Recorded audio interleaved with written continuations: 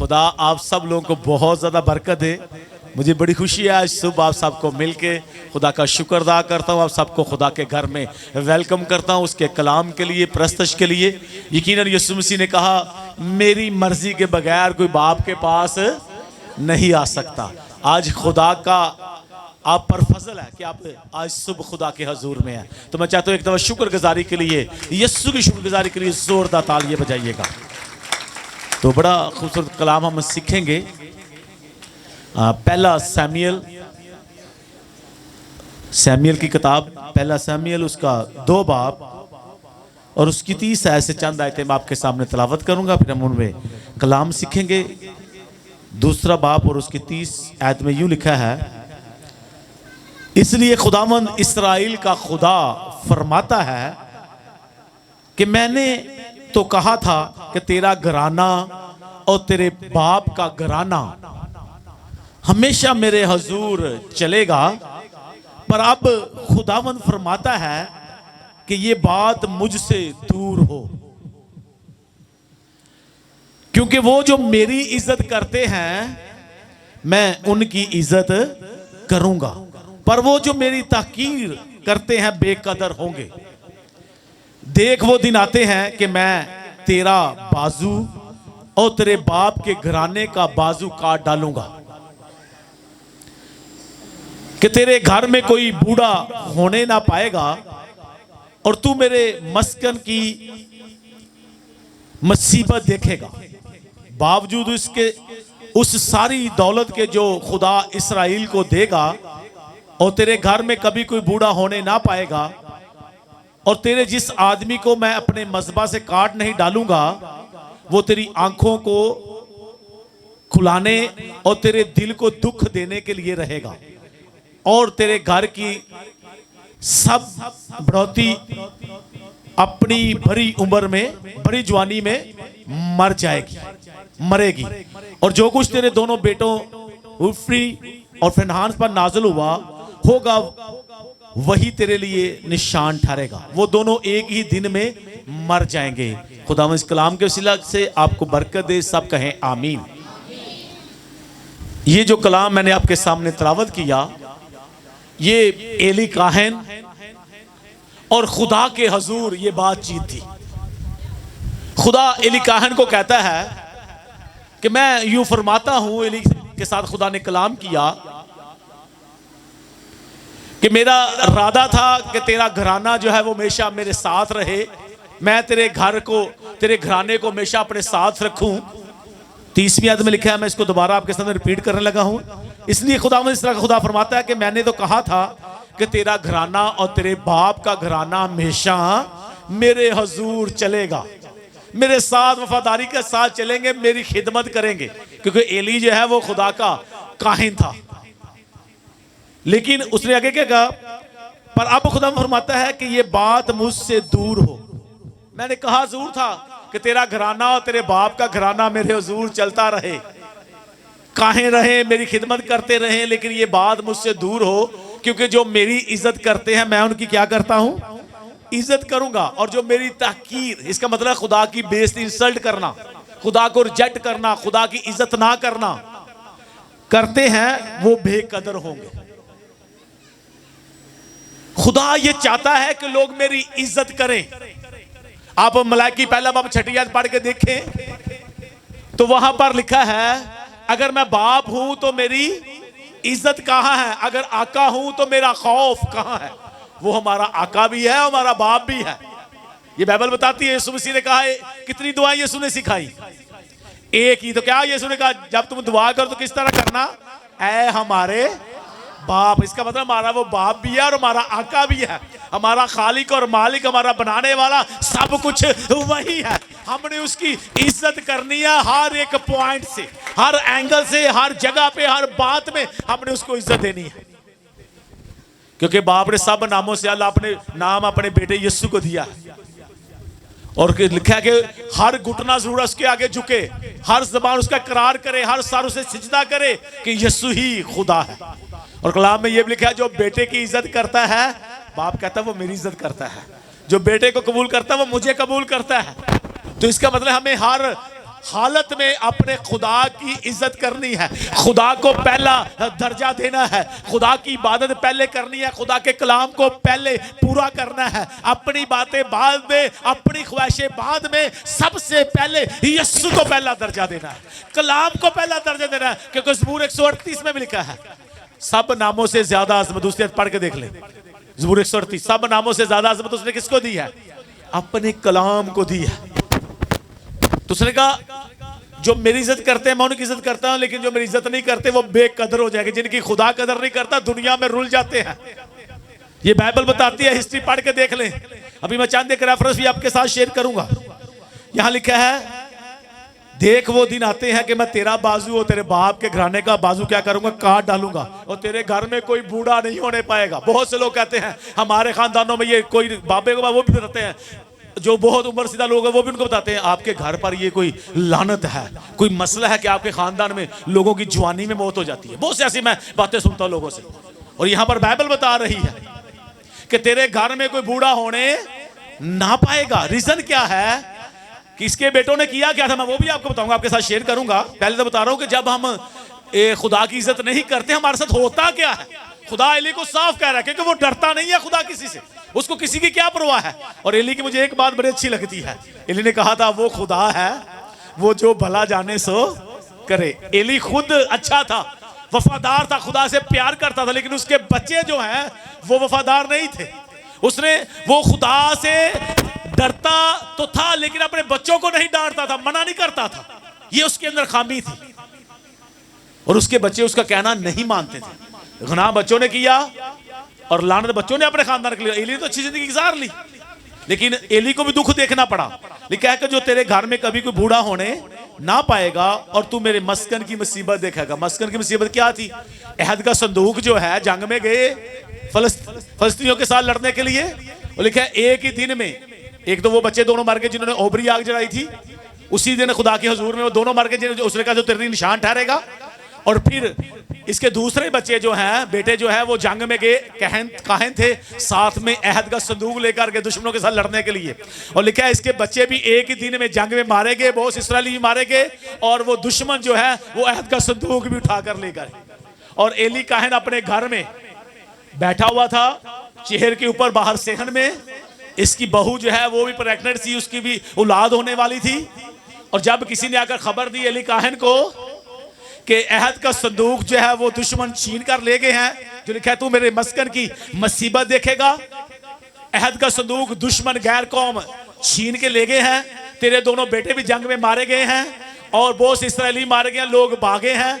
जब एली ने ये खबर सुनी, उसको बच्चों के मरने का दुख भी नहीं हुआ, लेकिन लिखा है जब उसने वो खबर सुनी कि खुदा के अहद का संदूक दुश्मन ले गए हैं, तो लिखा है वो गम के मारे चेयर से नीचे गिरा। और उसका वजन को काफी, लिखा भारी आदमी था, उसका वेट ज्यादा था, और गिरा, उसकी गर्दन टूट गई और वहीं पर वो मर गया। और जब उसकी बहू ने सुना घर में कि मेरा शोहर और देवर भी मारे गए हैं, अहद का संदूक दुश्मन ले गए हैं, मेरा ससुर भी मर गया है, तो उस औरत को भी क्या हुआ, वो भी गम के मारे मर गई। इसका मतलब खानदान क्या हो गया? तबाह हो गया, बर्बाद हो गया। उन्होंने खुदा की इज्जत नहीं की। किया क्या था ये भी आपको बताने लगा हूं। इसी चैप्टर में 2 ही देखते हैं, पहला सैमुएल 2 बाब है, उसकी 12वीं आयत से पढ़ने लगा हूं ताकि आपका कंसेप्ट क्लियर हो जाए। और एली के बेटे बहुत शरीर थे। एली काहिन था लेकिन बेटे क्या थे? शरीर थे। और गीत ज़बूर हम गाते ना, तो अपनी अखियां तो देखेंगा हाल, इसके बाद शरारत करने वाले, खुदा के खिलाफ चलने वाले, खुदा के कलाम के खिलाफ चलने वाले, खुदा के कलाम पर अमल ना करने वाले लोग, उन्होंने खुदावंद को ना पहचाना। मतलब उन्होंने खुदा की इज्जत नहीं की जैसे करनी चाहिए थी। जो खुदा कहता है मैं अगर बाप हूं तो मेरी इज्जत कहाँ का हो, तो मेरा खौफ कहाँ है। और काहिनों का दस्तूर लोगों के साथ यह था कि जब कोई शख्स कुर्बानी चढ़ाता था तो काहिन का नौकर गोश्त बालने के वक्त एक शेशाहा कांटा अपने हाथ में लिए हुए आता था। शेशाहा मतलब जिसकी 6 शाहें होती थी, बड़ा कांटा होता था, वो लेकर आता और क्या करता, वो लिए हुए आता और उसको कढ़ाई या देज के या हंडे या हांडी में डालता और जितना गोश्त उस कांटे में लग जाता उसे काहिन आप ले लेता। यूं ही वो सिला में भी इस्राएलियों के साथ किया करते थे जो वहां आते थे, बल्कि चर्बी जलाने से पहले काहिन का नौकर आ मौजूद होता और उस शख्स से जो कुर्बानी चढ़ाता था ये कहने लगता था कि काहिन के लिए कबाब के वास्ते, लोगों ने कबाब बड़े पसंद ने, कबाब के वास्ते गोश्त दे, क्योंकि वो तुझसे उबला हुआ गोश्त नहीं बल्कि कच्चा लेगा। और अगर वो शख्स ये कहता कि अभी वो चर्बी को जरूर जला लें, तब जितना तेरा जी चाहे तू ले जाना। हालांकि वो शख्स कहता है जितना आपका दिल चाहेगा ले जाओ, पहले हमें खुदा के हुजूर चर्बी जो है उसको जलाने दो, खुदा के हुजूर कुर्बानी चढ़ाने दो, खुदा के लिए हमें पहले नजर कर लेने दो, बाद में हम जितना चाहे ले जाना। लेकिन वो काहिन, जेली काहिन के बेटे थे, वो भी काहिन थे, उनके नौकरों को उन्होंने समझाया हुआ था या वो नहीं रुकते थे, वो उनके अंदर सब्र नहीं था। वो क्या करते, लिखा है जितना जी चाहे ले ला। वो उसे जवाब देता, नहीं तू मुझे अभी दे, नहीं तो मैं क्या करूंगा, छीन कर ले जाऊंगा। खुदा की कुर्बानी जो खुदा के लिए लोग नजर चढ़ा रहे हैं, वो कह रहा मैं इसको छीन कर ले जाऊंगा। इतनी उनकी जुर्रत, इतना शरीर काम, इतना खुदा को गुस्सा दिलाने वाली बात। वो कहते अगर तू नहीं देगा तो ये खुदा के लिए, अगर इसका मतलब है खुदा को कुछ नहीं समझ रहे, खुदा की को कदर नहीं कर रहे, खुदा की इज्जत नहीं कर रहे। अगर तू नहीं देगा, अल्लाह इंसान के अंदर, उस शख्स के अंदर जो कुर्बानी चढ़ा उसके अंदर खौफ है। वो कह रहा है पहले हमें खुदा के लिए चढ़ाने दे कुर्बानी, खुदा के लिए चर्बी चलाने दे, उसके बाद जितना दिल चाहे तू ले जा। लेकिन वो जवाब देता अगर तू नहीं देगा तो मैं ये छीन कर ले जाऊंगा। और वो ले जाया करते थे। और लानत कैसी मिली, एक ही दिन में पहले 2 बेटे मर गए, बाकी जो 2 बेटे थे वो जंग में मारे गए, बहू भी मार गई, अली कहानी मर गया, घराना क्या हो गया, तबाह हो गया। क्यों हो गया, खुदा की इज्जत नहीं की। फिर हम देखते हैं पैदाइश की किताब, एक रेफरेंस और देखेंगे, 4 बाब, पहली ऐसे 5-6 आयत पढ़ लेते हैं। पहला आदम, सबसे पहला इंसान, और माँ हवा को खुदा ने 2 बेटे दिए, कायन और हाबिल। हाबिल जो है वो क्या करता था, भेड़ बकरियां चराता था, लेकिन कायन जो है उसके पास क्या थी, वो खेती बाड़ी करता था। दोनों ही खुदा के हुजूर में क्या लेकर गए, क्या लेकर गए, शुक्राना, नजराना, शुक्रगुजारी। लेकिन कायन ने क्या किया, उसमें हेरा फेरी, डंडी मारी। जो अच्छे फल थे, आप कभी मसीही फिल्म भी देखे पैदाइश की तो आपको नजर आता है उसने टोकरा रखा है, अच्छे फल निकाल के लहरा रख लेता है, तो जेडे थोड़े खराब होते ने कितना ये चले खुदा को चढ़ा देता। तो खुदा ने क्या किया, काहिन की कुर्बानी को क्या किया, रिजेक्ट किया, और हाबिल की कुर्बानी को क्या कर लिया, मंजूर कर लिया। और जब उसकी कुर्बानी मंजूर हुई तो फिर काहिन को बड़ा गुस्सा आया। काम अपना अच्छा नहीं, काम अपना अच्छा नहीं, खुदा की इज्जत नहीं कर रहा। खुदा को कोई बंदा धोखा नहीं दे सकता। खुदा के कलाम में पलूस के खाते में लिखा है अगर हम खुदा को धोखा देना चाहें तो हम नहीं दे सकते। मिसाल की किताब में सुलेमान बादशाह भी कहता है जिसने तेरी आंख बनाई है क्या वो खुद नहीं देखता, जिसने मुझे और आपको आंख दी है क्या वो खुद नहीं देखता, जिसने मुझे और आपको कान दिया खुद नहीं सुनता, जिसने मुझे और आपको इतनी अकल दी है इंसान को कि आप कहते हैं मेरे जैसा कोई है ही नहीं, सब ना सियाना, सब ना अकलमंद मैं हूं, सबसे ज्यादा पढ़ा लिखा मैं हूं, सबसे खूबसूरत मैं हूं। अपने आप हर बंदा ये कहता है ना, जिसने आपको इतना खूबसूरत, इतना अकलमंद, इतना पावरफुल बनाया है, क्या जिसने आपको इतनी प्यारी प्यारी आंखें दी हैं, आपको नोज इतनी प्यारी बनाई है, आपके कान इतने प्यारे, क्या वो खुद नहीं सुनता? सुनता है। उसको कोई धोखा दे, इंसान अपने आप को धोखा दे रहा होता है। और कायन ने भी, उसने यही किया था, कायन ने भी अपने आप को धोखा दे रहा था। अच्छे अच्छे फल रख लिए, रिजेक्ट खुदा के लिए, खुदा की इज्जत नहीं की। उसने कहा जो मेरी इज्जत करते मैं उनकी इज्जत करता हूं, लेकिन जो मेरी इज्जत नहीं करते उनको मैं बेकदर छोड़ देता हूं। गुस्सा आया, फिर क्या किया, अपने भाई से नाराज हुआ। एक ही भाई, एक ही माँ के बेटे थे ना दोनों, एक ही खून था, खून ने खून को कत्ल कर दिया। फिर कायन ने क्या किया, हाबिल को कत्ल कर दिया। खुदा की नजर में रिजेक्ट हो गया, फिर भागा, आवारा हो गया। तो उसने कहा जो मुझे मारेगा, खुदा ने कहा मुझे कोई मिलेगा तो मुझे मारे, खुदा ने तुझे कोई नहीं मारेगा, जो तुझे कत्ल करेगा उसको 7 गुना सजा मिलेगी। इसका मतलब है जब हम खुदा की इज्जत नहीं करते, हम अपने खानदान के लिए तबाही ले आते हैं, हम अपने खानदान के लिए लानत को खरीद लेते हैं, मौत को खरीद लेते हैं। इसने भी अगर खुदा की इज्जत नहीं की तो फिर सबसे पहले अपने खानदान में अपने भाई को ही मारा। जो खुदा कर मैं तेरा बाजू कहता लोग कहते हैं भरा भरावां दे की होंदे ने बावां, तो सबसे पहले अपने भाई को खुद ही मार दिया। तो खुदा वहां कह रहा है मैं तेरे क्या करूंगा, जो मेरी इज्जत नहीं करते तेरे घर से लड़ाई शुरू होगी और मैं तेरे बाजू को और तेरे बाप के बाजू को क्या करूंगा, काट डालूंगा।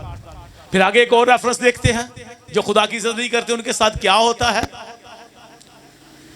यशवा का दौर है, यशवा की किताब पढ़ के देख लें तो यशवा बादशाहों के साथ जंग लड़ रहा है और फिर क्या हुआ, इस्राएली हार रहे हैं।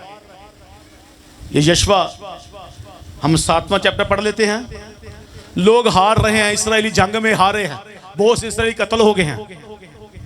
7वां बाप है यशवा की किताब, उसकी मैं 10वीं आयत पढ़ने लगा हूं।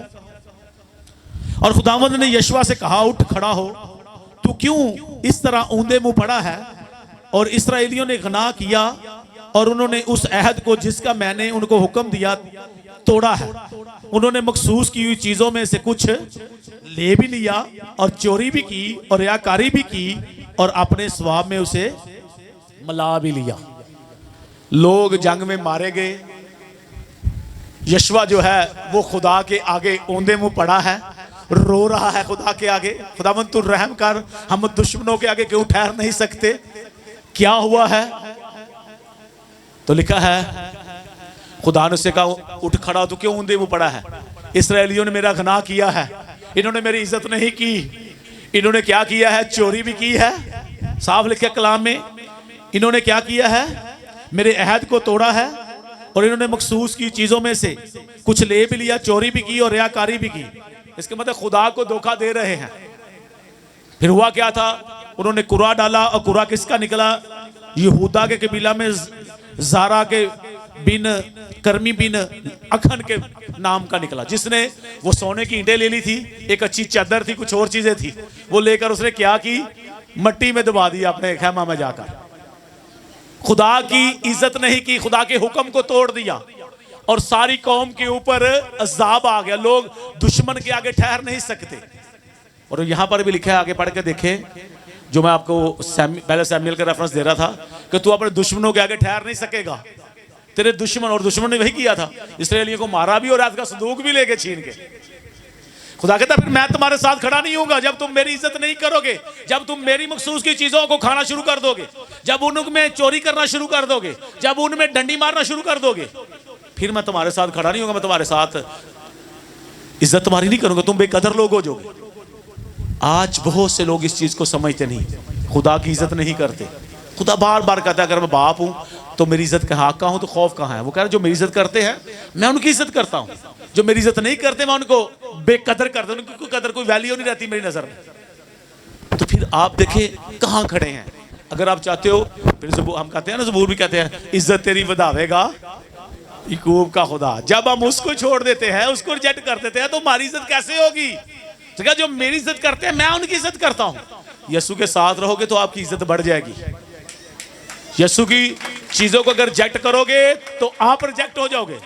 साउल ने क्या किया, तो उसने भी हुक्म तोड़ा, खुदा ने उसको बादशाह से रिजेक्ट कर दिया।